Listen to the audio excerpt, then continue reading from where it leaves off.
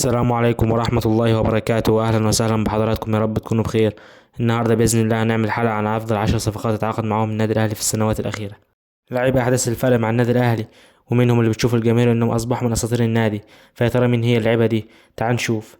بس في البداية ما تنساش تصلي على رسول الله وتدعي لإخواننا في فلسطين، ويلا بينا نبدأ حلقتنا. أيمن أشرف.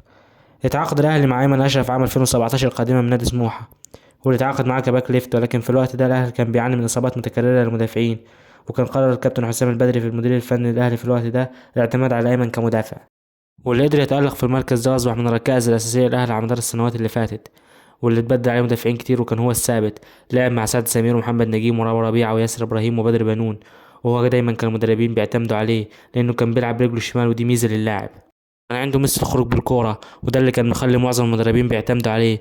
بس السنة اللي فاتت ومنذ قدوم مارسيل كولر ما شاركش اللاعب في أي مباراة مع النادي الأهلي، واللي في الوقت ده قرر أيمن الرحيل للبنك الأهلي بعدما أيقن إن مسيرته في النادي الأهلي انتهت، واللي أي أهلاوي كان يتمنى خروج أيمن أشرف بشكل أفضل من كده. حقق أيمن أشرف مع الأهلي 5 ألقاب دوري، و3 ألقاب دوري أبطال أفريقيا، ولقبين كأس السوبر الأفريقي، ولقبين كأس مصر، و3 سوبر مصري، و2 برونزية كأس العالم. مروان عطية، رمانة ميزان خط الوسط، اللاعب اللي جه النادي الأهلي وقدر يحجز مكانه في التشكيلة الأساسية بسرعة كبيرة. في شتاء العام الماضي أعلن النادي الأهلي التعاقد مع مروان عطية قادما من الاتحاد السكندري، بس كان الكل متوقع إنه هيبقى بديل، خصوصا مع وجود عتاولة في نص الملعب، لعيبة زي حمدي فتحي وديانج وعمرو السولية، وكان لسه الأهلي متعاقد مع أحمد قندوسي. لكن اللاعب في بداية الأمر شارك في عدد دقايق قليلة، استطاع إنه يثبت مكانه في التشكيلة الأساسية، واللي قرر المدرب السويسري الاعتماد عليه كلاعب مركز 6 في منتصف الملعب، واللي قدر يشكل ثلاثية تاريخية مع حمدي فتحي وديانج. استطاع الأهلي إنه ياكل الأخضر واليابس بسبب قوة خط الوسط. ديانج، الدبابة المالية قالوا ديانج. في ظل الأزمة اللي كان بيعاني منها النادي الأهلي في موسم 2019 من خط الوسط بسبب كبر سن حسام عاشور وإصابات لاعبي خط الوسط متكررة، فقد قرر الأهلي التعاقد مع لاعب مواليد الجزائر المالي ألو ديانج لتدعيم خط الوسط. ساعتها مسك الفريق ريني فايلر، واللي كان بيعتمد على حمدي فتحي وعمرو السولية بشكل كبير، وديانج ما كانش له أي دور مع الفريق. بس لما اتصاب حمدي فتحي ما كانش فيه خيار تاني للمدرب غير إنه يعتمد على ألو ديانج. بس اللاعب قدر يثبت نفسه في التشكيلة الأساسية، وأصبح من الركائز الأساسية مع كل المدربين. حقق ديانج مع الأهلي الدوري مرتين، ودوري الأبطال 3 مرات، والسوبر الأفريقي مرتين، وبرونزية كأس العالم 3 مرات. مالك إيفونا. تعاقد الأهلي مع المهاجم الجابوني مالك إيفونا قادما من الوداد، وكان الأهلي محتاج رأس حربة ضروري في الفترة دي، خصوصا مع عدم الاعتماد على عماد متعب وإصابات عمرو جمال المتكررة تذبذب مستواه. شارك إيفونا مع الأهلي في 35 مباراة، سجل 15 هدف وصنع 5 أهداف. قدر إيفونا يفوز بلقب الدوري والسوبر المصري مع الأهلي. بعد كده انتقل إلى الدوري الصيني مقابل 8 مليون دولار كأغلى صفقة في تاريخ الدوري المصري قاطبة. وعلى الرغم من قصر المدة مع النادي الأهلي، إلا أنه يظل واحد من أفضل المهاجمين في الدوري المصري في السنوات الأخيرة. ياسر إبراهيم، المدافع المقاتل، واحد من أبرز المدافعين في المصريين في آخر السنوات، واحد من أهم المدافعين في تاريخ النادي الأهلي.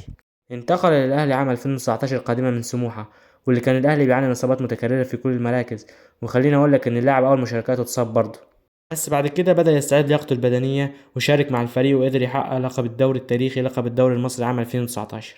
ولما جه فايلر ما كانش بيشارك، واللي المدرب طلبه إنه يطور من نفسه، واللي بالفعل بدأ ينفذ كلام المدرب، وبعد كده بدأ يبقى من الأعمدة الرئيسية للفريق، واللي في الفترة الأخيرة يعد من أفضل المدافعين المصريين، واللي اتظلم بعد مشاركته في أي مباراة في أفريقيا اللي فاتت، واللي جماهير الأهلي شايفاه إنه أبرز مدافع حاليا، واللي بدأ يتخطى محمد عبد المنعم. عمرو السولية. تعاقد النادي الأهلي مع عمرو السولية قادما من نادي الشعب الإماراتي، واللي اللاعب استطاع يثبت نفسه في التشكيلة الأساسية بجوار حسام عاشور، واللي حل بديل للكابتن حسام غالي اللي اعتزل في الموسم اللي بعده. طاع عمرو السولية اللعب مع جميع المدربين حتى الآن، وده اللي خلاه واحد من أهم الصفقات اللي عملها النادي الأهلي، نظرا للأداء المميز اللي يقدمه اللاعب مع الفريق حتى الآن منذ التعاقد معه. حقق عمرو السولية مع الأهلي 5 بطولات في الدوري، و3 ألقاب في دوري أبطال أفريقيا، ولقبين سوبر إفريقي، و3 برونزيات لكأس العالم، و5 ألقاب في السوبر المصري، و4 بطولات في كأس مصر.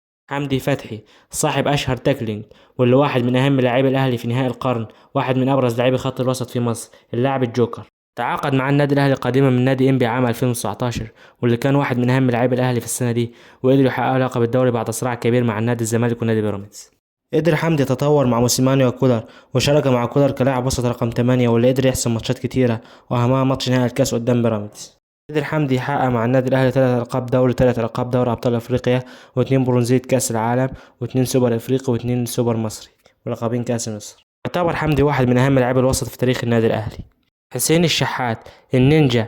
تعاقد الأهلي مع حسين الشحات قادما من نادي العين الإماراتي في صفقة ضخمة للنادي، ويعتبر من أغلى الصفقات في تاريخ الدوري المصري. صفقة حسين الشحات هي صفقة جماهيرية، لأنه كان أعلن أنه أهلاوي منذ صغره، ورحب بالتنازل عن مستحقاته للرحيل إلى النادي الأهلي. لعب مع الأهلي 210 مباراة، سجل 54 هدف وصنع 42 هدف، أي أنه ساهم 96 هدف مع الأهلي. يعتبر حسين الشحات هو هداف الجيل الحالي للنادي، وواحد من أفضل لاعبي مصر في الفترة الأخيرة.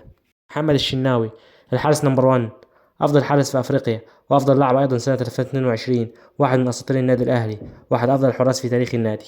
قدر الشناوي يقود الجيل الحالي للنادي لحصد كل شيء، أكل الأخضر واليابس مع كل المدربين، ويعتبر الشناوي أهم حارس مصري لآخر 10 سنوات، وأسطورة حراس مرمى النادي الأهلي. قدر الشناوي يحقق مع النادي الأهلي 5 ألقاب للدوري، و3 دوري أبطال أفريقيا، و3 برونزيات لكأس العالم. علي معلول، أسرع دليفري، أعظم باك ليفت في تاريخ النادي الأهلي، وأفضل لاعب محترف في تاريخ مصر. قدر علي معلول يحقق أرقام قياسية لعيبة مهاجمين معرفوش يحققوها بالمعنى الحرفي.